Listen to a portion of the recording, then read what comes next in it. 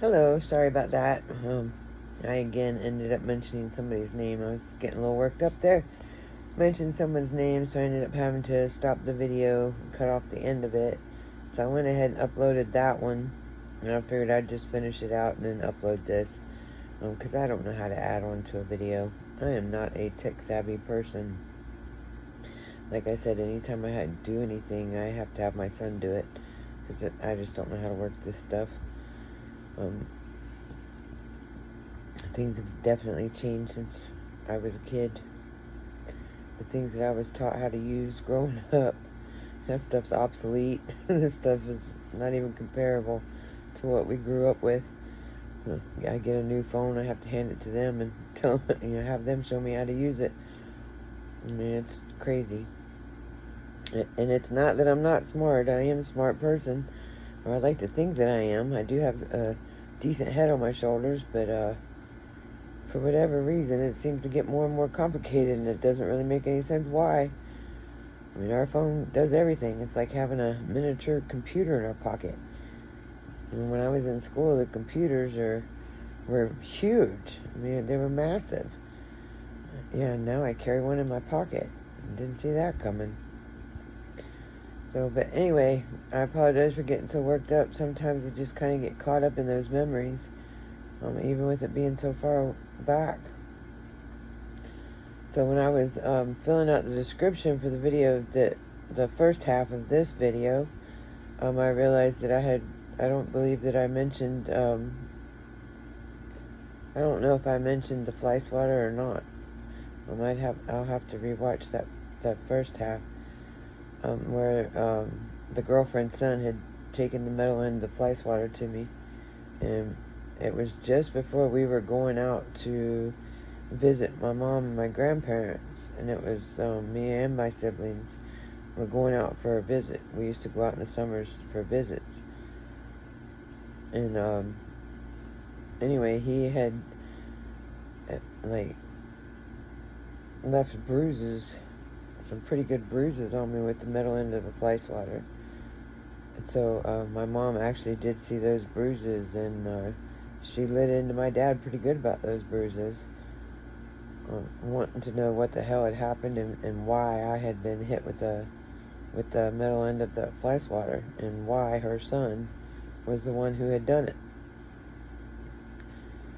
So anyway, I had forgotten to mention that, so I just wanted to mention that. That was one of the things that he had done to me, and that was at the Nipetown Rd house before he and his mother had left, and the evil stepmother came into the picture. So anyway, we're at the John Street house now, and I was talking about the coin collection that came up missing. So, like I said, I'm not going to tell my siblings' stories, but just so that you can kind of get the picture of just how disgusting this woman was. To say that it didn't really matter where she hit us. I mean, we'd had black eyes and stuff. I mean, that was just run-of-the-mill shit for us. But my middle sibling she wasn't real big on a certain vegetable, peas namely. And so she was forced to eat peas, and then she threw the peas up, and the evil stepmother actually made her eat that. I mean, this woman was, I don't even know how the hell you describe her. She was a nightmare all by herself. And then you throw her and Dad together, and I mean, you could just imagine the life that we had. It was complete hell. Just complete hell. Good Lord. But, yeah. Oh, and then, and we were on food stamps, and that's when, like nowadays, they have this nice little card that you carry. It's like a debit card, which is very convenient. Back in the day, which, some of you may remember, some of you may not, Some of you may have never even needed food stamps. But it was a book, and it looked like Monopoly money. And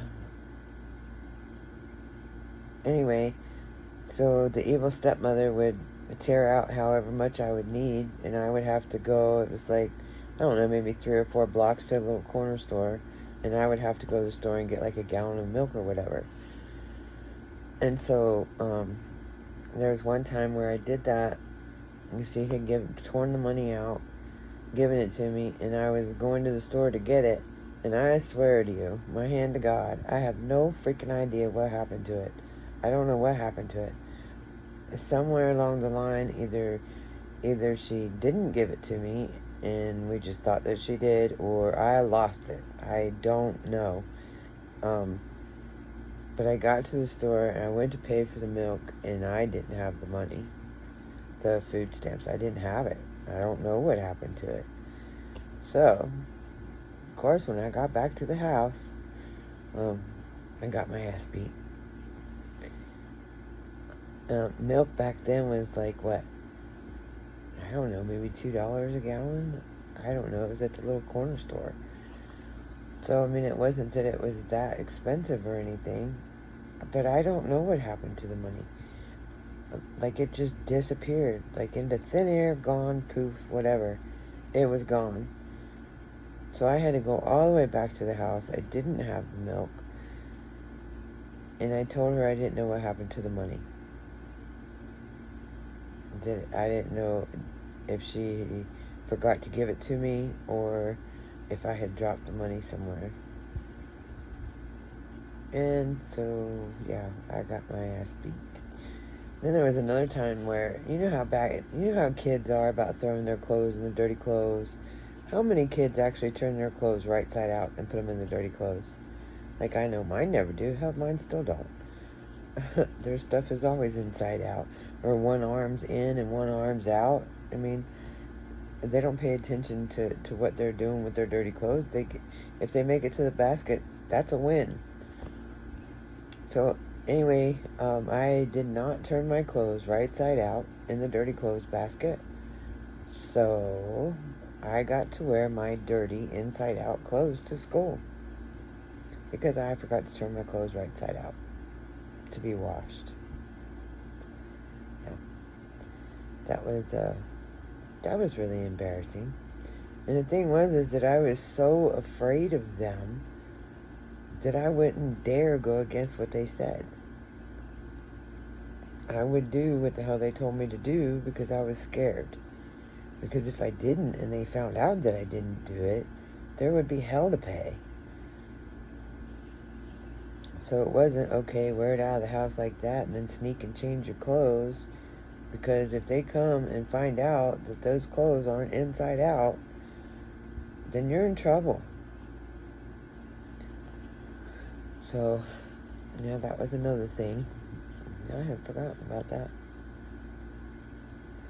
Oh, but what I had started to say, because I had actually forgotten about that whole incident with the food stamps, but when I had started talking about the food stamps, working flea markets and having the store, that is not guaranteed income. So we had gone on food stamps because, money was tight and things weren't going real well, I guess, or maybe they were and he just didn't want to pay for food, who knows. But anyway, he was always really ashamed, so he would never use the food stamps. Like, it was either on me to go to the corner store and pick stuff up, or it was on the evil stepmother to go grocery shopping. But he himself would never use the food stamps because he was ashamed. Now, and of course this is way in the future, because when I had small kids, okay, I was a single parent. I was working and going to school, and I needed assistance, so I was on food stamps with my kids. And he had made a comment to me about, aren't you embarrassed? Well, hell no, I'm not embarrassed. I'm thankful for the assistance, because if it wasn't for that, I don't know that I would be able to feed my kids, 3 hot meals every day. So no, I'm not embarrassed. I'm very thankful. But I mean, and that was his mentality. He is He's one of those people who, he always had to make things seem so grand, like everything was so great for him, when really things weren't that great.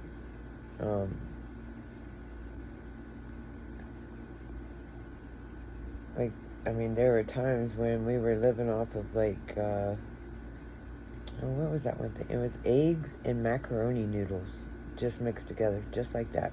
Eggs, like hard-boiled eggs and macaroni noodles. No taste, but it was a protein and a pasta. And it would fill you up.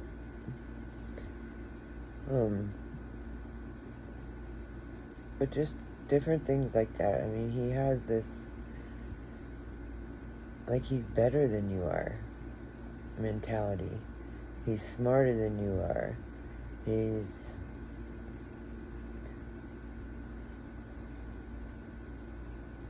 I don't know. Like, I'm trying to think of different ways to describe him, but I don't know. Like, he is my dad. I love him. I mean, he contributed to my DNA. So, in that respect alone, I mean, he is my dad. You only get one. So, but anyway, I think that pretty much sums it up for John Street. I mean, there was a lot of BS going on there. There's a lot of other stuff I could talk about.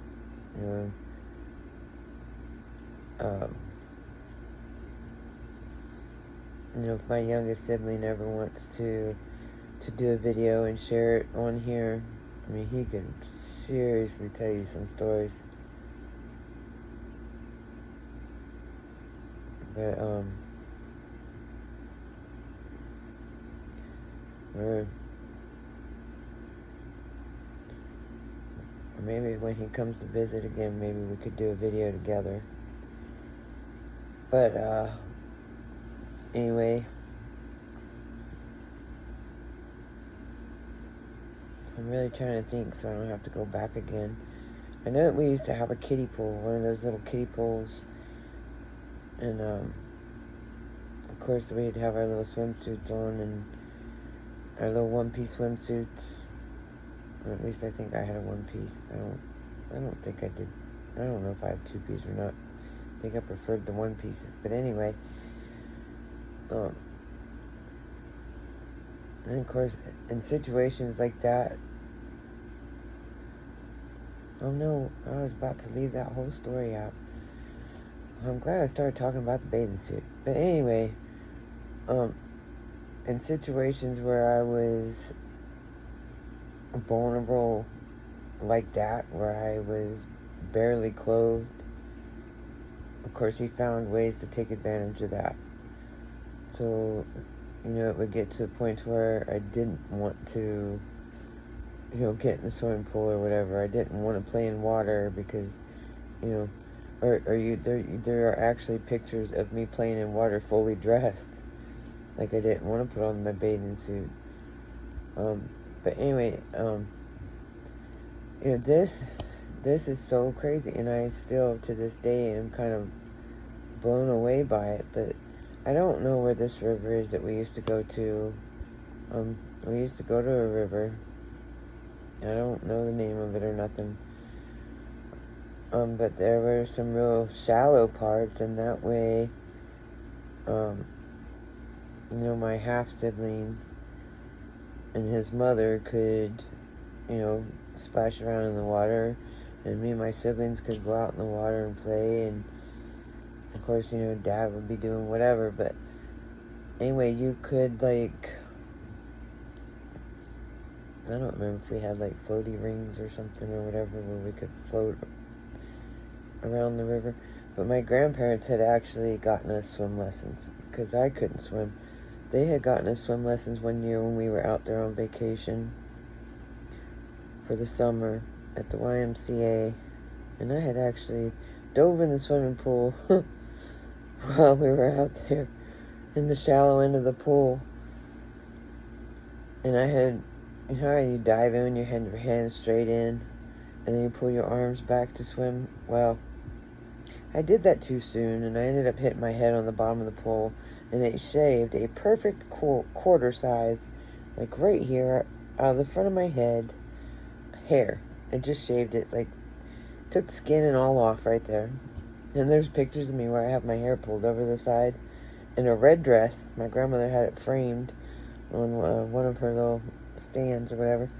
But anyway, and I had a side ponytail to cover that bald spot up where I'd shaved it.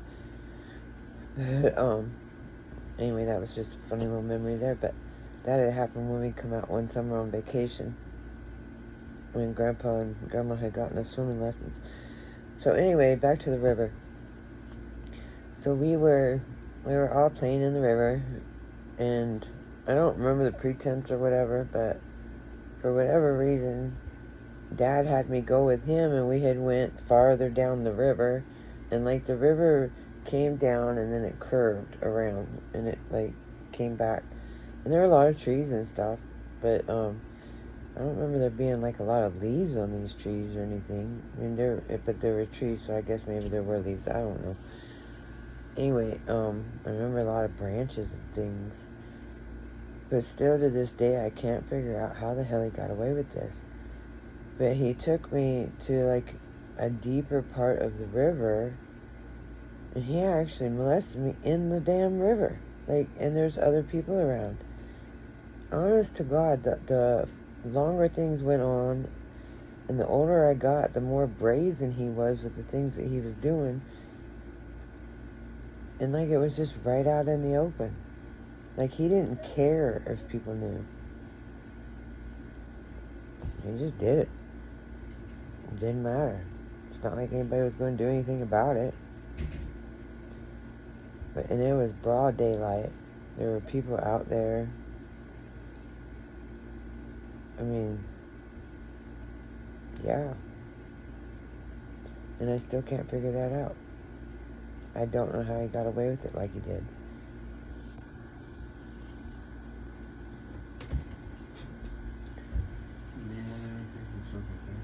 Oh, no thanks. Love you. And that's not the only time that he was ever that brazen about it. I think that was probably the most public that something had happened, where it was just like right out there in the middle of the public.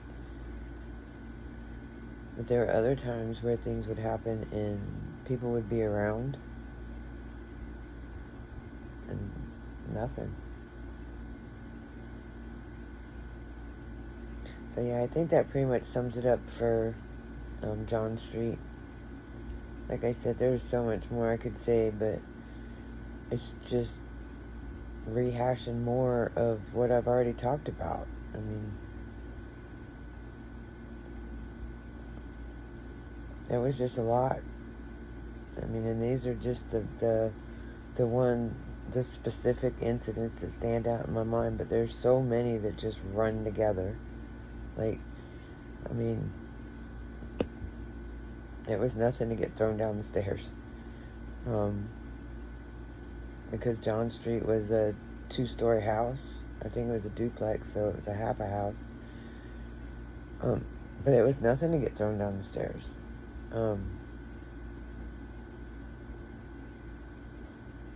Yeah, I mean, it was a house of horrors. Like, you were constantly walking on eggshells because you never knew what to expect.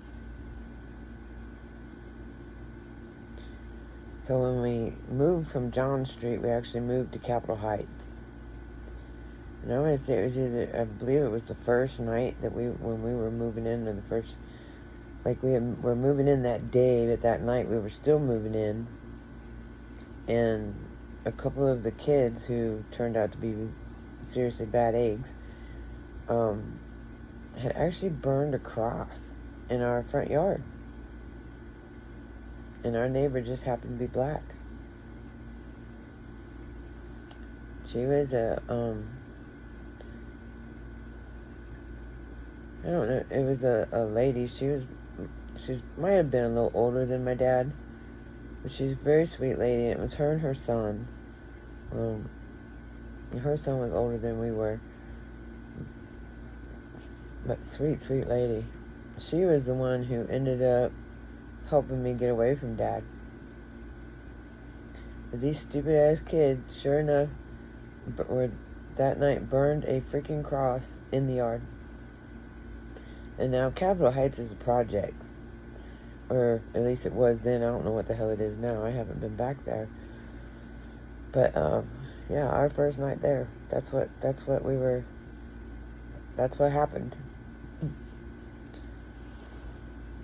So that was a hell of a welcoming committee right there. And I can't remember. My dad was actually a drug dealer. Like, it was mainly just pot, but I believe there's some, he was doing some cocaine in there too, because he traded cocaine for a Corvette. But he would actually, it was, one time he got, like, it was like trash bags full of homegrown stuff, and he actually put it in the oven with like butter and stuff and baked it. And then tried to sell that. But he was selling some of the good stuff too, like the purple-haired scents or red-haired scents, or I didn't know anything about the stuff, but anyway, he had gotten into that. And I can't remember if he had started getting into that at John Street or if he had gotten into that at Capitol Heights. But I think he might have already been dealing in that some before Capitol Heights. I'm not positive. But I know the Corvette came about at Capitol Heights. It was an orange Corvette.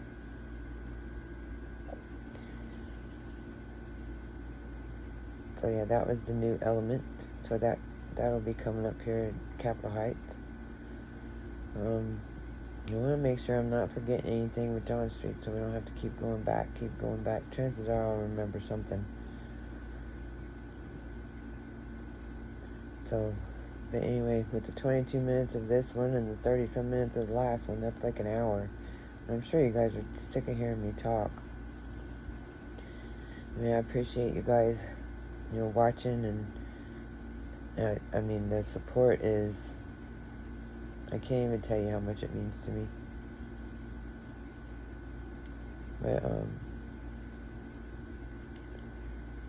I really, really appreciate you guys. I appreciate you watching. I hope that I'm reaching people who really need to hear this. Or I hope at some point that it does reach somebody who needs to hear it. I hope that it's able to give strength to those who need it. In whatever way that it can possibly help, I hope that it will. Anytime you can take a bad situation and turn it into something positive, it's certainly worth it. It's worth doing it. So, but anyway, I just want to say thank you.